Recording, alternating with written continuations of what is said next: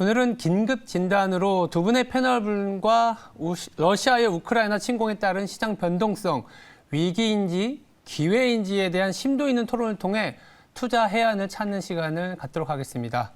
먼저 이옥은 MBN 골드 매니저 안녕하세요. 네, 안녕하십니까. 네. 오늘은 그 강성호 매니저가 저희가 오늘 강성호 아나운서이네요. 네.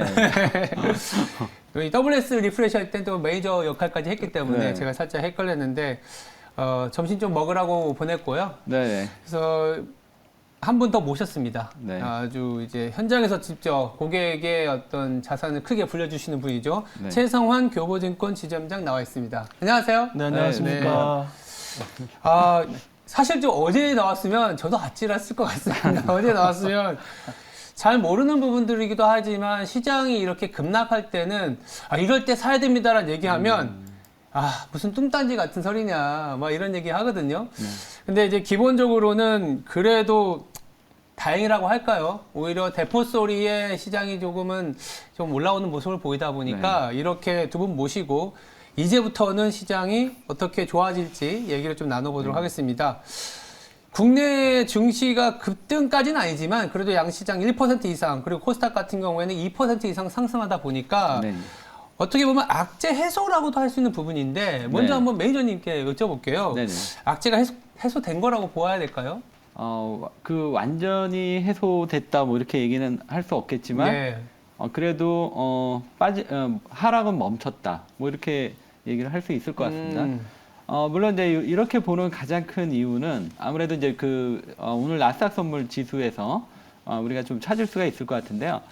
나스닥 지수 차트를 잠깐 보면은 오늘 하락 마이너스 한 3.4%인가요? 거기서 출발해서 종가가 이제 3.34로 올랐습니다. 거의 이제 7% 가까이 급등을 한 거죠. 그러니까 하루에 이제 7%의 이제 급등이 나온 건데 지금 이 흐름에서 지금 거래량도 좀 어느 정도 좀 실렸고 그래서 이제 기술적으로 봐서 누군가 이제는 좀 빠질 만큼 빠졌다 이런 생각을 가지고 대량의 매수가 진입을 했다 이렇게 보는 거죠. 그래서 그러면 이 매수가 왜 들어왔는지 그거는 뭐 여러 가지 우리가 물론 이제 오늘 뉴스에서 여러 가지 나왔던 대로 일단 미국의 러시아에 대한 제재가 약했고 그다음에 미국하고 러시아의 군사 충돌이 있을 줄 알았더니 없었고 이런 부분들 그러니까 이제 어쨌든 지금 이 가격대를 바닥으로 보는 거죠. 그렇다면 여기서 이제 바닥에 나왔기 때문에 이제 여기서부터 이제 상승 가지는 않겠죠. 그렇지만 어쨌든 요 구간에서 대량의 매수가 들어왔다는 얘기는 어느 정도 요 정도 선에서 바닥이 나오는 걸로 일단은 보는 것 같습니다. 그래서 일단은 뭐 물론 이제 한 번 가지고는 좀 부족하고요. 보통 우리가 이제 쌍바닥 그러니까 한 2번 정도의 확인하는 과정이 필요한데 일단 그냥 결론을 내리면 하락은 멈췄다 이렇게 말씀드리겠습니다. 하락은 멈췄다. 네. 다행스럽게도 오늘 이제 반등은 나왔지만 지점님께서도 어제 저도 이제 밤잠에 새벽에 일어났는데 미국장을 살짝 봤어요. 왜냐하면 저희가 이제 11시 이쯤 볼 땐 뭐 마이너스 2%, 3% 빠지고 있었으니까 다행스럽게도 새벽에 좀 양봉이라고 하죠. 올려놨는데 지현님이 보시기에도 최근 증시 중에 변동성이 좀 심했는데 이제부터는 조금 바닥을 잡아간다고 봐야 될까요? 일단 뭐 침공을 했잖아요. 네, 러시아가. 그렇죠. 그러니까 그동안에는 러시아가 침공을 하는지 안 하는지 그거에 대한 리스크, 불확실성이 굉장히 맞아요. 컸었는데 이제 침공을 했고 이제 그 이유에 대해서 이제 지켜보는 것 같아요. 그래서 시장은 이제 그러다 보니까 뭐 시나리오를 좀 본다면 뭐 이 침공이 만약에 첫 번째 단기적으로 끝난다. 그러니까 뭐 지금 이게 길어지지 않고 단기적으로 끝난다라고 한다면 굉장히 호재가 될 수 있고요. 그리고 단지 이제 장기전으로 가는 경우를 좀 생각을 할 수 있거든요. 이렇게 된다면 이 원자재 부분에 대한 강세 이게 상당히 좀 걱정이 되죠. 유가에 대한 부분 또 밀 가격이 뭐 9년 내 최고 가격으로 올랐다라고 하잖아요. 어제 WTI 기준으로는 100불이 살짝 넘었었어요. 네, 밀 가격, 옥수수 가격, 곡물 가격의 급등, 그러니까 에그플레이션이라는 얘기가 나올 정도로 이제 그런 장기화에 대한 우려죠. 그래서 이렇게 그렇게 된다면 지금 사실은 FOMC 회의 3월 달에 금리 인상을 50bp를 안 하고 25bp로 이제 또 내린다는 얘기가 나오는데 또 여기에 대한 고민이 다시 한번 될 것 같아요. 그러니까 인플레에 대한 우려감, 수출에 대한 그렇게 되면 수출에 대한 차질과 원자재에 대한 수급도 공급에 대한 또 이슈가 다시 한번 부각되면서 결국에는 이런 부분들이 또 다시 악재로 작용할 수가 있습니다. 그래서 가능하면 이 시나리오대로 본다면은 단기적으로 끝나서 이제 국제적인 합의가 나오고 이렇게 네. 된다면 말씀하신 대로 이제 시장은 이제 바닥을 찾아가면서 투자 심리가 안정화될 텐데요. 이런 부분들이 좀 중요할 것 같습니다. 일단은 극강의 불확실성이나 극강의 변동성은 조금은 마무리되는 것 같지만 여전히 남아있는 변수들이 제가 이제 질문을 드리면서도 좀 많이 떠오르는 것 같습니다. 아까 말씀하신 것처럼 아까 이제 금리 인상과 관련된 부분도 말씀하셨잖아요. 이제 25bp를 내린다라는 게 아니라 이제 오해하실 수도 있는데 원래 50bp를 올리는 정도의 그렇죠. 긴축 강도를 생각했다가 25bp 정도로 올리는 정도로 기대감이 내려온 거 아니냐 이렇게 이제 표현을 해주신 건데 어떻게 보세요, 지준님? 이제 앞으로 물론 러시아와 관련된 뉴스는 계속 도배는 될 수밖에 없어요. 왜 전쟁이라는 뉴스 때문에 주요 언론사라든지 어떤 우리가 보고 있는 뉴스에서는 계속적으로 이제 러시아, 우크라이나와 관련된 그러니까 후속 조치들이 나올 수 있는데 주식 시장은 사실은 그거보다는 앞으로의 일에 더 관심이 많지 않겠습니까? 그렇습니다. 향후에 당장 우리가 다음 주 그리고 3일만 놓고 봤을 때 시장을 크게 좌지우지할 만한 변수를 지금부터 더 한번 체크해 봐야 되지 않을까라는 생각에서 여쭤봅니다. 네, 그러면 그것도 역시 단기적인 관점과 중장기적인 관점에서 말씀을 드리겠습니다. 네네네. 단기적인 관점에서 본다면 사실은 뭐 중장기 마찬가지겠지만 밸류에이션을 봐야 되잖아요. 그러니까 시장이 그쵸. 지금 PER로 본다면 뭐 작년 요맘때가 15배까지 코스피가 올라갔었는데 지금 10배 미만까지 내려왔거든요. 그 정도로 지금 밸류에이션은 상당히 내려와 있는 상황인 거고 네. PBR도 역시 지금 0.9배 1배 미만으로 지금 내려왔습니다. 맞습니다. 그렇다고 본다면 사실은 투자자 입장에서는 지금 구간은 뭐 역사적인 밸류에이션의 하단부에 있다고 보기 때문에 크게 사실 두려워할 자리는 아닌 거죠. 단지 이제 그런 공포감, 매수세가 실종될 때 특히 이럴 때 주가가 하락이 급속도로 빨라지면서 네. 이런 게 사실은 두려운 거죠. 맞아요. 어제처럼. 네. 네. 그렇지만 이제 기업들의 이제 펀더멘털 가치가 변하지 않는다라고 한다면 이제 여기서 그런 기업들을 찾아야 되겠는데 이제 단기로 여기서 투자자분들이 단기로 접근하시는 분들은 사실은 오늘 사서 오늘 수익을 내고 이런 기업들을 많이 찾잖아요. 네. 또 그렇게 한다라면 지금은 그런 구간은 아닌 것 같습니다. 아닌 것 왜냐하면 오늘 올랐다가 내일 또 다시 또 조정받고 이런 지금 변동성이 큰 구간이거든요. 예. 그래서 단기적으로 접근하시기에는 쉽지 않은 장 같고요.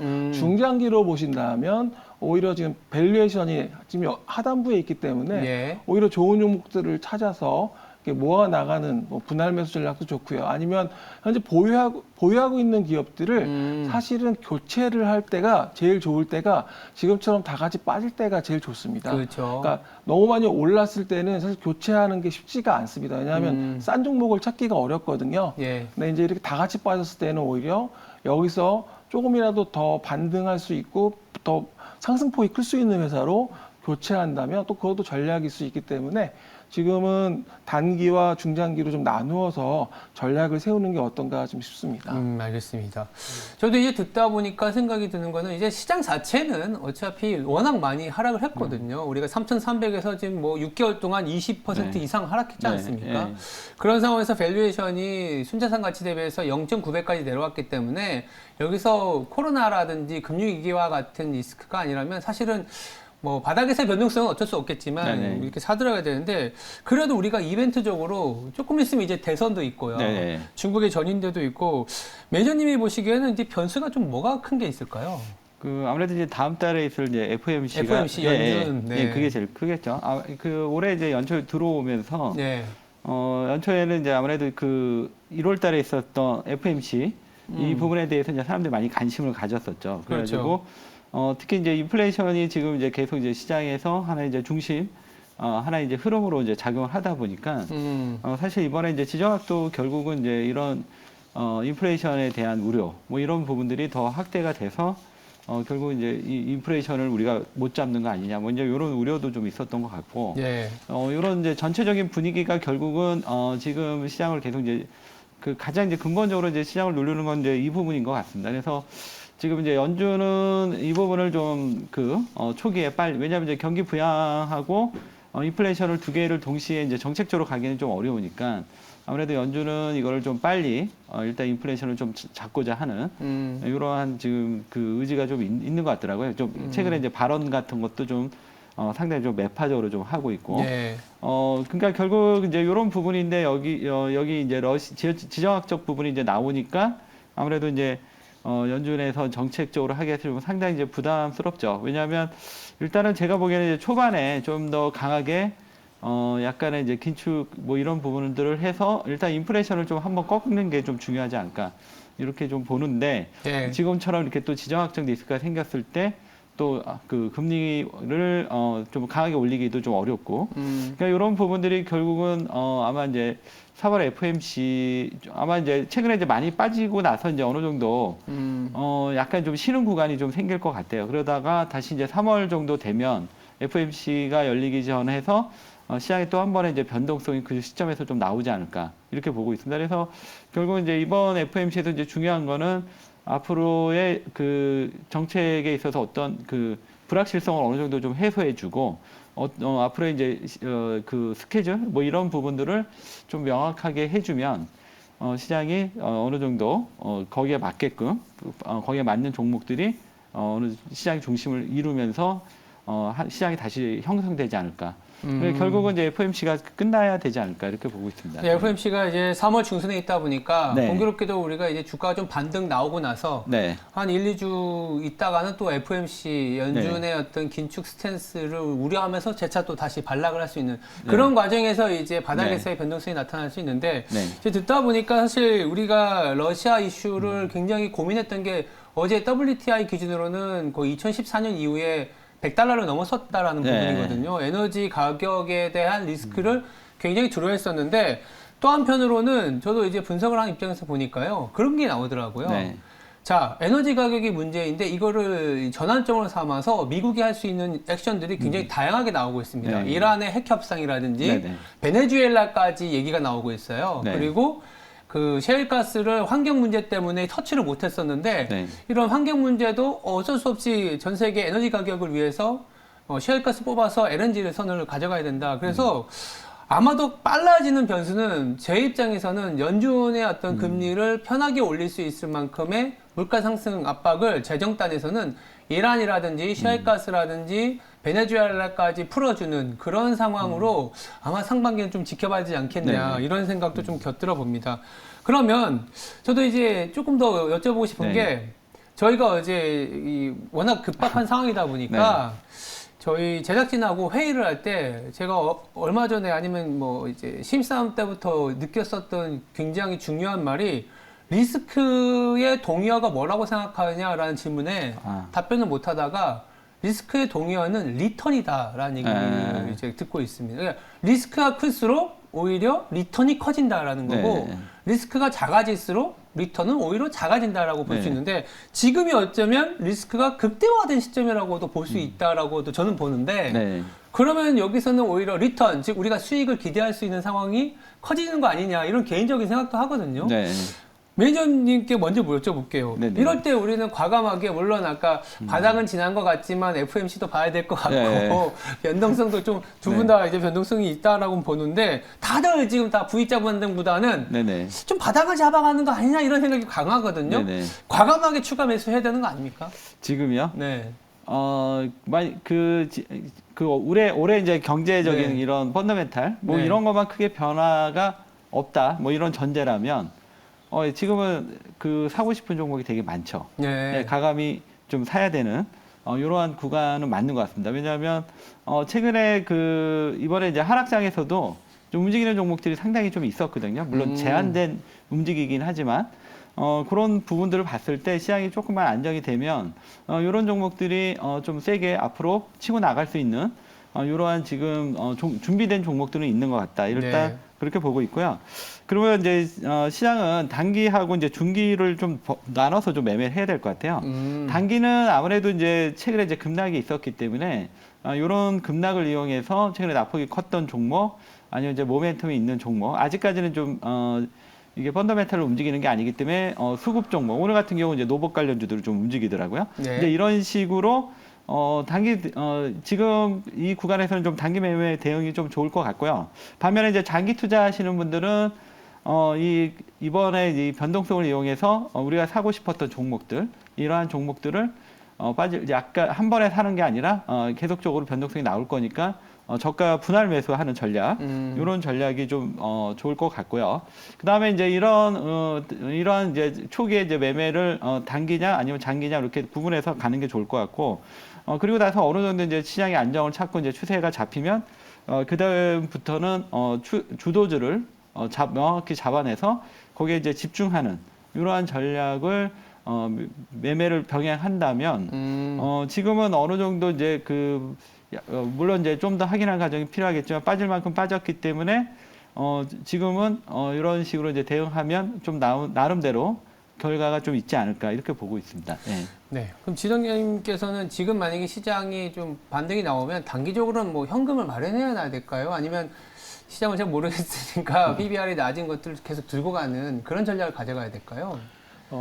제가 보기에는 이제 뭐 지금 조급할 필요는 없는 시장이거든요. 네네. 지금 뭐 저점을 확인해 나가는 과정이라고 본다면은 근데 뭐 앞서 말씀하셨던 것처럼 지금은 섹터별로 본다면 뭐 올해 들어서 뭐 금융주 금리 인상에 따른 뭐 보험이나 뭐 네. 아니면 은행주가 좀 좋았고 또 리오프닝 기대감이 있었던 뭐 항공, 여행 레저, 뭐 화장품 뭐 주류도 최근에 뭐 가격 인상되면서 주류 쪽도 강세를 보였고 그리고 엔터 쪽도 다시 이제 공연이 다시 시작된다는 얘기 이런 얘기 나오면서 리오프닝주에 대한 관심이 사실 좀 필요할 것 같습니다. 네. 이게 작년에 뭐 지난년에 코로나19의 가장 큰 피해주였잖아요. 그렇죠.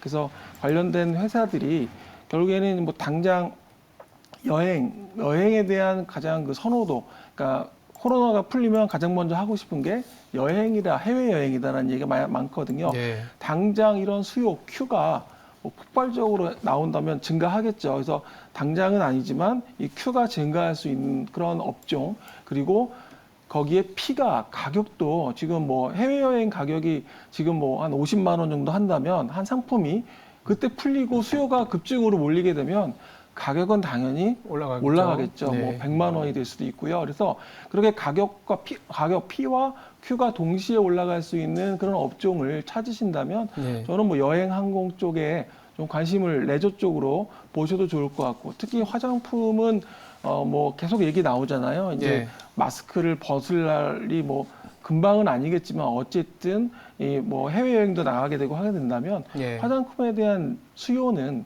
또 늘어날 것으로 보여집니다. 그래서 엔터도 마찬가지고요. 리오프닝주에 대한 관심은 좀 필요할 것으로 보여지고요. 특히 네. 항공주가 그동안에 보면 이제 뭐 여행 수요는 감소했었지만 이쪽 물동량, 그러니까 화물 쪽 수요는 계속 견조했거든요. 여기에 이제 여행이 겹쳐진다면 여기에 부분도 긍정적일 수 있다, 이렇게 보고 있습니다. 네.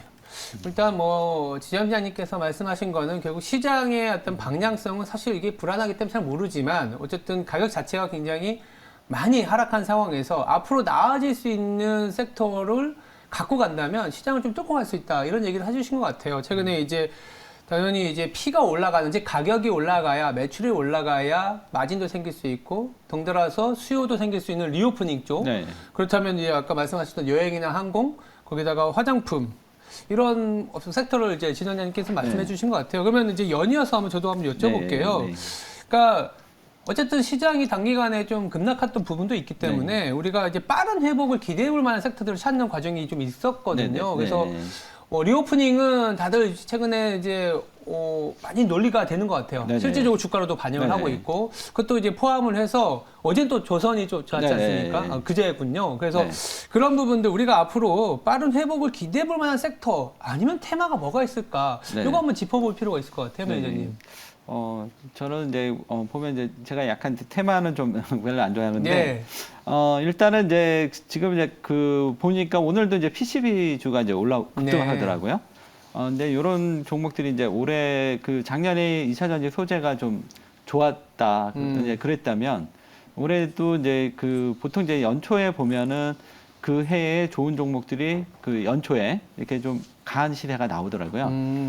그리고 이제 이 시세가 이제 그걸로 끝나는 게 아니라 또 나중에 또 다시 가고 뭐 이런 흐름들을 봤을 때 지금 이제 PCB가 일단은 이제 가장 먼저 이제 이거는 이제 누구나 다 주목을 하고 있으니까 봐야 되는 부분인 것 같고 그다음에 이제 올해는 제가 이제 계속 최근에 이제 강조드리고 있는 게 이제 털 어라운드, 털 어라운드인데 지금 이제 털 어라운드의 대표적인 게 그 리오프닝이죠, 뭐. 리오프닝은 근데 아직까지는 그 만족할 만한 시세가 좀 나오지는 않는데 예. 이 흐름이 오랫동안 이제 좀 침체 국면에 있다 보니까 이제 한 번에 올라오기는 좀 힘들었던 것 같고, 네. 그다음에 이제 두 번째가 다음 달에 이제 아마 우리나라 확진자 수가 아마 피크를 찔 것 같아요. 예. 그래서 아마 제가 보기에는 이게 이제 피크를 찍고 약간 꺾이는 시점, 이때부터 이제 리오프닝이 좀 전면에 나오지 않을까. 그러니까 리오프닝은 가는 건 맞을 것 같습니다. 왜냐하면 어쨌든 그동안 이제 코로나 때문에 2년인가 3년 동안을 계속 시장을 했던 부분이기 때문에 이게 이제 해소되는 뭐 약간의 이제 그 뭐 기념 파티 뭐 하여튼 이런 개막식 뭐 이런 식으로 한 번은 이 리오프닝 주가 한 번은 시세가 나올 것 같고요. 예. 어느 정도 나올지는 좀 더 이제 보면서 판단을 해야 될 것 같고, 그 다음에 이제 올해 이제 털 어라운드가 되는 종목이 이제 계속 말씀드리지만 이제 드라마 컨텐츠 쪽 예. 제작하는 회사들, 그 다음에 이제 반도체 장비, 특히 이제 반도체 장비주 쪽은 계속 말씀드리지만 이제 주선 엔지니어링처럼 중국 쪽. 중국 쪽에 좀 관련이 있는 부분, 그쪽이 요즘 매출이 많이 나오니까요. 그 다음에 이제 폴더블, 그 다음에, 그 지난번에 이제 풍력도 한번 말씀드렸는데, 예. 풍력이 오늘 원래는 이제 제가 이렇게 빨리 움직일 거라고는 안 봤는데, 이게 이제 러시아 문제 때문에, 이게 예상보다 좀 더 빨리 진도가 나오는 것 같아요. 예. 그리고, 지금 이제 올해 이제 그 털어라운드가 또 기대가 되는 종목이 이제 5G인데, 5G는 아직은 그 전체적인 그 징조? 뭐 이런 부분들은 아직 형성이 안 된 것 같아요. 그래서, 계속 이제 눈여겨는 보는데, 아직은 좀, 이쪽이, 나올 거라 저는 보는데, 아직은 좀 이른다. 좀 이르다. 이 정도로 말씀드리겠고, 예. 그 다음에 이제 조선주가 이제 계속 말씀드리지만, 이제 작년에 이제 거의 안 좋은 건 다 이제 씻고 올해부터는 이제 좋아지는 이런 구간으로 좀 들어가는 걸 보기 때문에 예. 조선주 그다음에 뭐 신재생 이쪽 그러니까 아까 얘기했던 이제 풍력이나 이제 태양광 뭐 이런 쪽 이런 쪽도 좀 계속적으로 이제 흐름이 나올 것 같고 결국은 이제 시장의 주도주는 이제 지수도 같이 올라갈 때 나타나는 게 주도주라고 저는 보고 있거든요. 그래서 이게 이제 당분간은 지수가 크게 가지 못할 거기 때문에 이런 종목 중심으로 움직였다가 나중에 이제 지수가 이제 다시 한번 조정을 마치고 이제 상승 구간에 들어가면 그때는 아무래도 지금 반도체가 좀 주도하지 않을까 이렇게 보고 있습니다. 근데 지금 당장 뭐 시장이 바로 올라간다고 우리가 볼 수 없기 때문에 지금 당장 뭐 반도체에 대한 부분은 여기서 말하는 반도체는 SK 하이닉스나 삼성전자 이런 종목들 이런 종목들이 아직은 이제 지수가 움직일 구간이 아니기 때문에 그렇지만 어쨌든 시장이 만약에 움직인다면 이쪽 종목이 움직일 수밖에 없다. 이렇게 결론 내리겠습니다. 네. 많은 섹터를 네. 알려주셨어요. 저도 네. 적었는데 뭐 PCB, 미디어 컨텐츠, 네. 반도체 장비, 폴더블 업체, 네. 풍력, 신재생, 5G 조선까지 네. 이렇게 말씀을 주셨는데 뭐 반도체라는 얘기를 네. 살짝 하셨지만 네. 앞으로 우리가 빠른 기대를 보일 수 있는 이게 왜 이렇게 다양하냐라고 보면 네. 다 전방위적으로 다 빠졌기 때문에 네. 라고 할 수 있지만 또 네. 한편으로는 우리가 희망 회로를 돌려보면 시장이 계속 올라갔다라고 쳤을 때 네. 그 주도할 만한 섹터를 네. 여기서 이 많은 것 중에 그래도 조금 약간 더 선택을 해봐야 될 필요가 있지 않을까요? 어떤 게 있을까요? 만약에 이제 그 주도주를 본다면 네. 그 아까는 이제 그러니까 저는 이제 주도주가 지수가 이제 좀 강하게 올라가면서 끌고 네. 가는 거라고 보거든요. 네. 근데 이제 아마 지금 말씀드렸던 종목이 지수를 끌고 가기는 조금 어렵지 않나 이렇게 보고 있고 그렇다면 이제 결국은 반도체에서 나올 것 같아요. 반도체 칩 메이커들이 예. 이끌어줘야 된다. 네, SK 하이닉스하고 삼성전자에서. 그다음에 보니까 이제 작년에 2차전지 소재는 많이 갔잖아요. 예. 근데 셀 업체는 사실 작년에 그렇게 오르지 않아서 예. 요거는 뭐 아직은 좀 제가 뭐라고 확답은 못 하겠는데 네.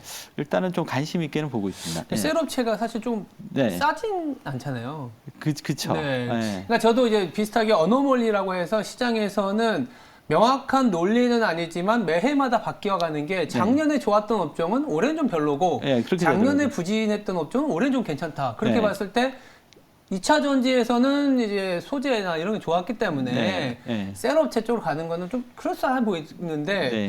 그러다고 이제 소재는 반도체도 이제 작년에 워낙 부진했지 않습니까? 네. 그럼 올해 가는 건 맞는데 이런 이제 의구심을 좀 달래줄 만한 포인트들이 좀 필요할 것 같아서 다시 한번 여쭤봐요. 2차 전지요? 네. 2차 전지는 이제 제가 보기에는 이제 소재 쪽은 많이 올랐는데 네.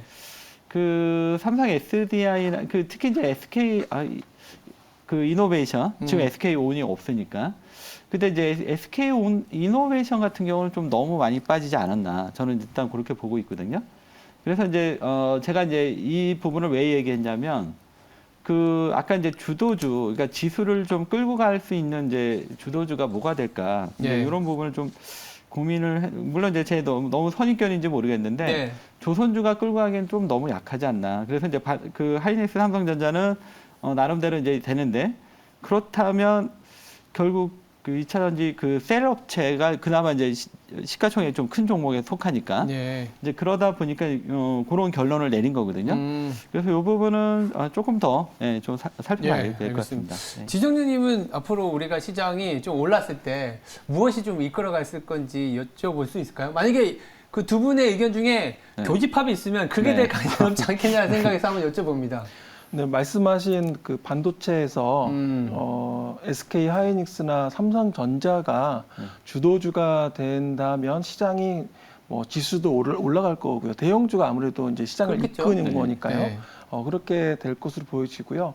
뭐 작년에 많이 올랐다가 또 하락했던 그런 성장주들도 좀 봐야 될 것 같습니다. 그래서 뭐 말씀하셨던 것들 뭐 전기차, 2차 전지 관련주도 있고 뭐 자율주행, 뭐 메타버스 사실은 작년 하반기를 핫하게 했던 뭐 거잖아요. 게임을 주를 비롯해가지고 이런 맞습니다. 것 기업 업종들이 사실은 낙폭과대가 됐습니다. 고점 대비 생각하면 그래서 또 그런 기업들도 낙폭과대라는 점은 오히려 더 기회 요인이 될 수 있는 아까 말씀하신 리스크가 또 리턴이 될 수 있는 그런 부분이 되기 때문에 턴어라운드 업종을 찾아야 될 것으로 보입니다. 왜냐하면 사실은 뭐 자율주행이나 메타버스 그리고 뭐 가상화폐 이러한 시장 자체는 뭐 초기 시장이라고 본다면 과거에 보면 그러니까 2020년에 그 IT 버블이 이후에 많은 옥석이 가려지면서 지금의 네이버나 뭐 다음 뭐 이런 회사들이 탄생한 거잖아요. 맞습니다. 네, 그래서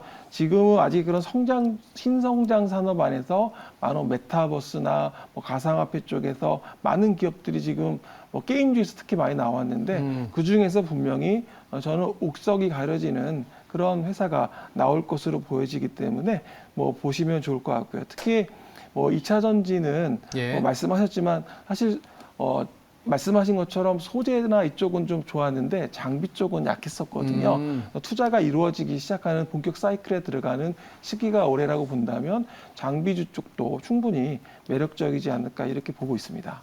일단 겹치는 것 중에 한번 봤더니 반도체가 좀 겹치고 있고 그다음에 2차 전지 쪽도 좀 봐야 된다. 결국에 우리나라 시장 자체가 올라간다라는 거는 뭔가 이제 수출이 잘 된다라는 기대 내지 수출 자체가 올라가는 그림이라고 보시면 그때 수출의 거의 한 4분의 1이 반도체지 않습니까? 네. 그래서 반도체가 만약 회복하지 않은 상황에서 지수가 올라간다는 얘기를 하는 거는 조금은 논리적이지 않기 때문에 네. 시장 자체가 올라간다고 하면 두 분 다 반도체를 좀 꼽아주신 것 같고 그 성장 쪽 논리도 저도 어느 정도 조금은 이제 와닿는 게 뭐냐면 워낙 작년에 화려했었지만 또 단기간에 워낙 많이 부러졌어요. 소위 말해서. 그렇죠. 많이 부러졌는데 금리가 올라간다고 이제 변동성이 생겼지만 되려 지금부터 금리를 올리게 되면 사실은 금리가 조금은 장기적으로는 더 하락할 가능성이 높습니다. 왜냐하면 네. 성장률 자체가 지금의 성장은 오히려 둔화시키는 거기 때문에 장기 성장률이 낮아지는 거에 대한 베팅이게 되면 이제 성장률을 또 봐야 된다는 이슈도 있는 거고요.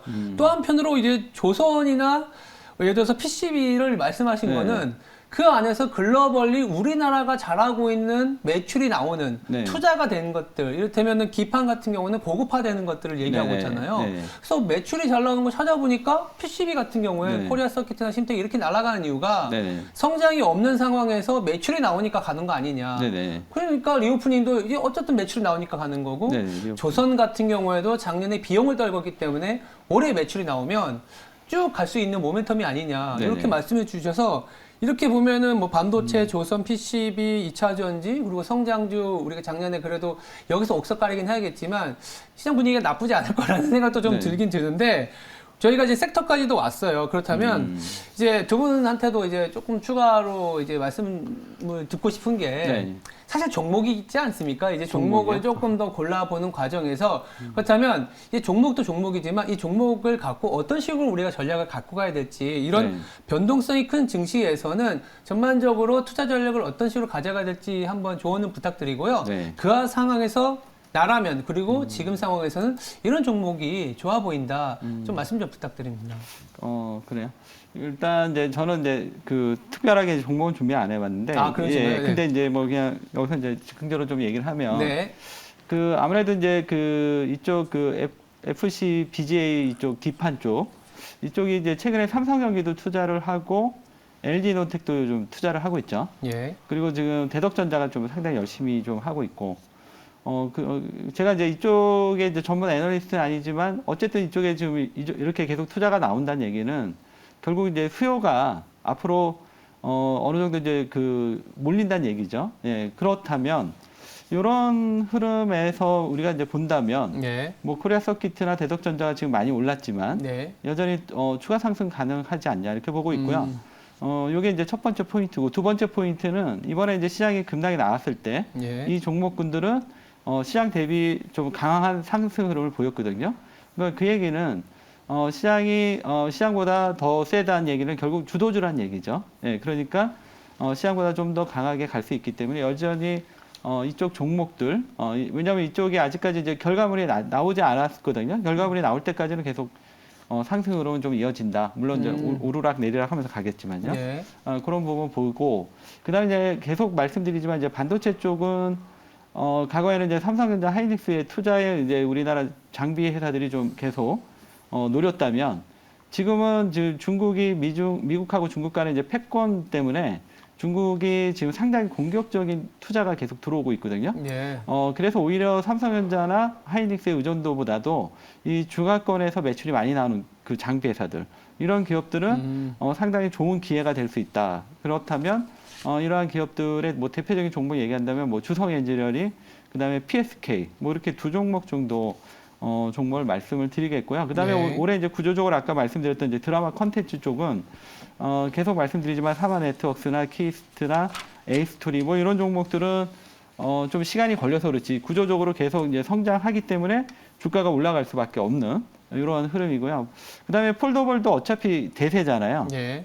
이런 대세이기 때문에 이게 이제 지금 당장에 어떤 흐름이 안 나오지만 결국은 이 폴더블이 뭐 어떤 이상한 그 악재만 안 나온다면 결국 갈 수밖에 없는. 그러니까 이런 종목들이 우리가 좀 잘 찾아보면 많이 있는 것 같아요. 그러니까 시장은 안 좋지만 계속 이러한 환경 속에서도 성장할 수 있는 업종 이런 것들을 우리가 열심히 찾아본다면 아마도 시장이 급락만 안 나온다면 올해도 좋은 농사를 지을 수 있지 않을까 저는 그렇게 보고 있습니다. 네. 뭐 연초에 좀 네. 힘들긴 하지만 연초에 이렇게 변동성이 나와준 게 네. 오히려 지금 좀 살만한 종목들을 네. 이제 골라낼 수 있는 네. 그런 기간이다라는 생각도 드는데요. 그렇다면 지정년님께서는 이럴 때 이제 투자 전략 그리고 조금은 지금 좀 좋아 보인다는 종목 좀 있을까요? 네, 2차 전지 아까 말씀을 드렸었는데요. 네. 그러니까 시장이 이렇게 뭐 지금 제가 좋아하는 기업, 그러니까 뭐 투자할 수 있는 회사들 네. 찾을 때 몇 가지 원칙이라고 해야 될까요? 그 중에 하나가 이렇게 선투자하는 회사들, 캐파를 증설하고 미래를 대비하는 회사들.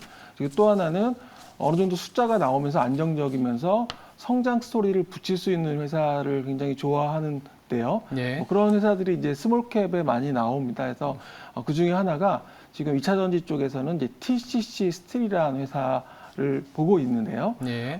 말씀드린 대로 지금 750억 정도 이번에 그 전기 니켈 도금 강판 쪽으로 이제 증설한다고 작년 말에 공시를 했습니다. 750억 원이라는 규모는 사실은 시가총액이 2,200억 원 정도 하거든요. 근데 예. 큰 규모의 회사 시총 대비한다면 큰 규모의 투자인데 이유는 역시 그 2차 전지에 대한 대비를 위해서 투자를 했다라는 거고요. 전기 니켈 도금 강판은 결국엔 그 2차 전지 시장 급성장하면서 그러니까 지금 원통형 배터리 포장재를 지금 생산하고 있거든요. 예. 그래서 이거를 국내 가공 업체를 통해 가지고 국내 지금 셀 업체에 지금 납품을 하고 있습니다. 그래서 예. 이 부분이 향후에 성장 스토리가 될 수 있고 현재 주가는 또 실적이 안정되어 있기 때문에 뭐 올해 영업이익도 한 370억 원 정도 전망이 됩니다. 작년 대비한다면 57.5%가 성장한 그런 수치가 나오거든요. 예. 이러한 부분들이 예상 실적 대비 PER로 본다면 지금 PER은 한 7배, 8배 그 사이에 있기 때문에 지금 현재 가격대라면 충분히 매력적인 구간이고 특히 이제 이런 시장의 리스크 때문에 주가가 빠지는 경우가 많잖아요. 그렇죠. 기업의 문제가 아니라 시장 리스크 때문에 빠질 때는 오히려 뭐 2차 전지 수요 팽창하고 글로벌 전기차 시장이 뭐 지금은 아직까지 MS가 저조하지만 뭐 향후에 몇 년 후가 되면 계속적으로 올라갈 여지가 많기 때문에 이분들 반영한다면 매력적인 회사가 아닌가 이렇게 보고 있습니다. 결국 이제 TCC 스틸을 통해서도 얻는 아이디어는 뭐냐면 선 투자를 통해서 이제 매출이 나올 수 있는 기업들. 오늘 전반적인 아이디어 중에 하나가 결국 좋아져서 매출이 나오는 기업들인 네, 것 그쵸. 같아요. 네. 리오프닝, 조선, 2차 전지에서도 이제 장비 네. 쪽, 그러니까 그리고 TCC 스틸을 통해서 선 투자를 통해서 이제 어떻게 보면 걷어들이는 그 과정. 비용은 이미 다 반영을 했고 이런 컨셉으로 종목을 발굴해내는 시장이 아닌가. 리스크가 커진 시장에서 그래도 앞으로 수익 기대 그리고 차기 주동 업종 더불어서 종목까지 두 분을 통해서 심도 있게 나눠봤습니다. 혹시 이호구 매니저 네. 더 추가로 하실 수 있는 시간이 여긴 없지만 네네. 혹시 무방이 있을까요? 네, 지금 제가 여기서 저 종목을 이렇게 명확히 찍어서 말씀 못 드렸는데 이따 오늘 제가 공개 방송이 있거든요. 아, 그런가요? 네, 5시에 오시면 종목을 탁 찍어서 여러분들 최근에 제가 얘기했던 종목들 좀 많이 갔던 것 같아요. 그래서 그거보다 이전에 이제 얘기하지 않았던 새로운 종목들을 소개해드릴 예정입니다. 장 끝나고 5시에 그 매일경제TV 그 다음에 유튜브에서 이호근 검색하시면 참여하실 수 있습니다. 알겠습니다. 지금까지 시장 긴급 진단이었습니다. 두 분 감사합니다. 네, 고맙습니다. 감사합니다.